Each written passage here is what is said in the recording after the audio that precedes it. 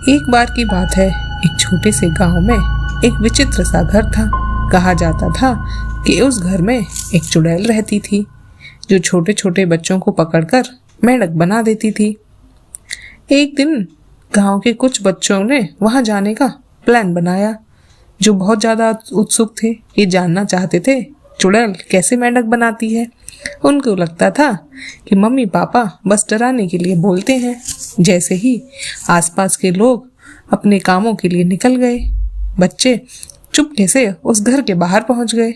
जैसे ही दरवाजे पर पहुंचे तो अचानक से दरवाजे की चरमराने की आवाज आई और खुद खुल गया और उन्होंने एक डरावनी सी आवाज सुनी, अंदर आओ, अंदर आओ, बाहर क्यों खड़े हो।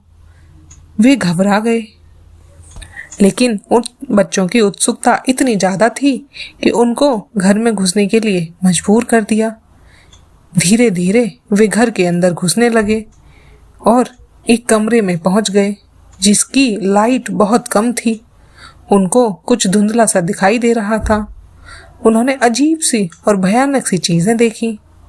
एक बड़ी सी देग जिसमें कुछ पकता हो, बहुत सारी खोपड़ी, एक पुरानी झाड़ू। अचानक से एक आवाज आई और हरी सी धूल कमरे में भर गई। सभी बच्चों ने वहां से भागने की कोशिश की, पर वह भाग नहीं पाए। सभी दरवाजे और खिड़की लॉक हो गए। जैसे ही उन्होंने सोचा कि बस यही अंत है, उन्हें एक आशा की किरण नजर आई। एक रोशनी की किरण बाहर की खिड़की से अंदर आई और धुंध गायब हो गई। बच्चे देखकर दंग रह गए कि चुड़ैल सच में चुड़ैल नहीं है, बल्कि एक बूढ़ी औरत है जो इस घर में अकेली रहती है और उसे अजीब सी कहानियां सुनाने का शौक था। बच्चे वहां से जितना जल्दी भाग सकते थे भाग गए और कभी पीछे मुड़कर नहीं देखा।